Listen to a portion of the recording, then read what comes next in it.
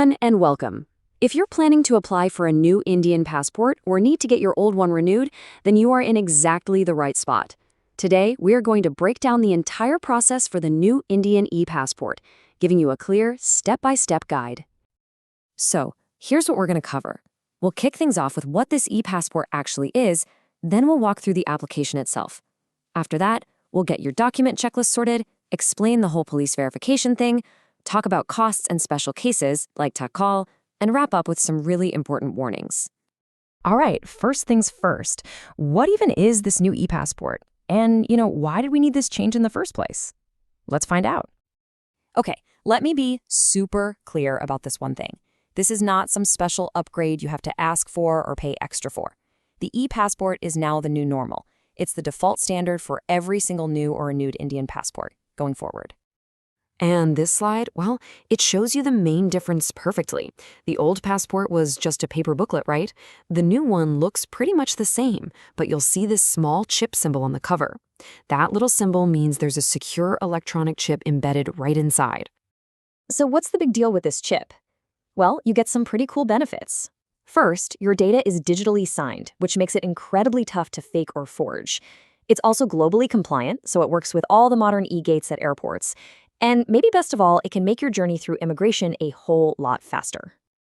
Okay, so how do you actually apply for one? Let's get into the step-by-step process. It's really important to know that the steps are a bit different depending on if you're applying from within India or if you're an NRI applying from abroad. Now please pay close attention to this one because it's probably the most important warning in this entire guide. There are a ton of fake lookalike websites out there designed to scam you.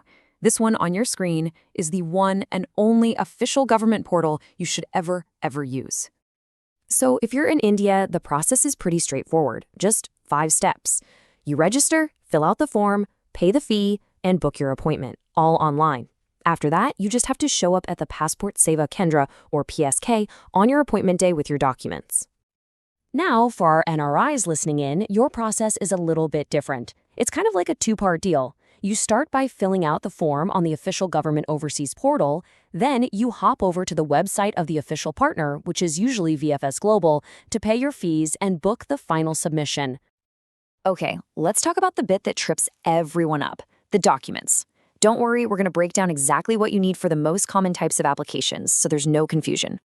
Look, if you're applying for the first time as an adult, it's actually super simple. You just need one document from the official list to prove your date of birth, and one document from another list to prove where you currently live. That's it.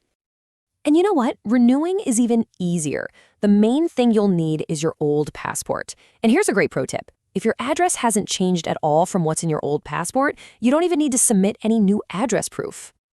Okay, but what if you're in a real hurry? That's where the tatkal scheme comes in.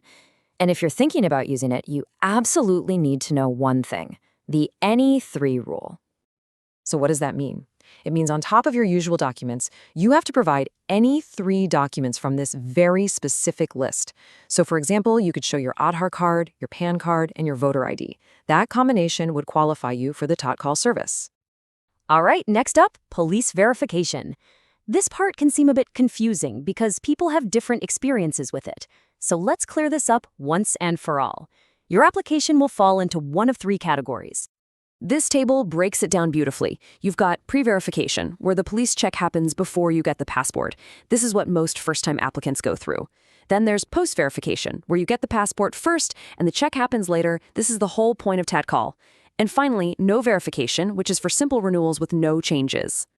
And this is the key thing you have to understand about tatkal. It gets you the passport faster because it postpones the police verification. It does not skip it. So if the police report later comes back with a problem, your passport can actually be taken back. All right, let's get into the financials and the fine print. We'll talk about how much this all costs and, really importantly, who is and who is not allowed to use the fast-track tatkal scheme. So for a regular 36-page adult passport, a normal application will cost you 1,500 rupees. If you go for the tatkal service to get it faster, that fee jumps up to 3,500 rupees. Yep, it's a flat 2,000 rupee surcharge. Choosing tatkal will always cost you exactly 2,000 rupees more than the normal fee. Simple as that. But, and this is a big but, Tactile isn't an option for everyone. If your situation is a bit complicated, for example, if you've lost your passport, or you've had a major name change, or your old one is just too damaged, you simply can't use the Tactile service. You have to apply under the normal scheme. Whew, okay, that was a lot. Let's boil it all down to the most critical points that you absolutely need to walk away with to make sure your application goes smoothly. So, to sum it all up, first, your old passport, it's perfectly fine until it expires, so don't worry. Second, this new e-passport doesn't cost you a single rupee extra. Third, and I'll say it again, only use the official government website. Fourth, remember the NE3 rule for Tactile, and know it's not for lost passports. And finally, you must apply at the PSK that serves your current address. So there you have it, the complete roadmap from start to finish. You have everything you need to get started. The only question left is the one right there on your screen. Thanks for joining me today.